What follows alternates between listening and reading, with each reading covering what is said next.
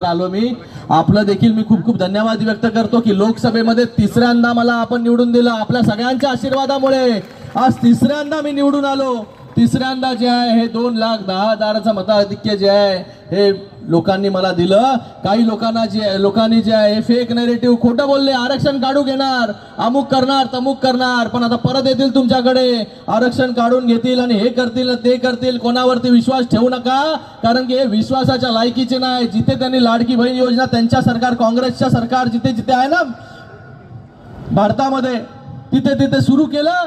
1 महिन्याचा फक्त दिला हिशोब आणि दुसरा महिन्यापासून बंद, फक्त इलेक्शन पुरतं सुरू केलं।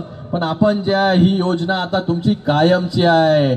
आपण जे आहे कोणापुढे आता आपल्याला पैसे मागायची गरज लागणार नाही। कायमची योजना जी आहे ही सतत चालू राहणार आहे, कारण की आपलं सरकार जे आहे परत आपलं सरकार या महायुतीचं सरकार आपल्या महाराष्ट्रामध्ये येणार। तशी परिस्थिती जी आहे पूर्ण महाराष्ट्रामध्ये, मी महाराष्ट्र फिरतोय सगळीकडे जे आहे ही सगळीकडे परिस्थिती। लाडक्या बहिणी तर एवढ्या खुश आहेत की बाबा लाडक्या बहिणी म्हणतात इकडं तिकडं कुठंच नाही, फक्त आणि फक्त महायुती सरकारचंच बटन दाबणार।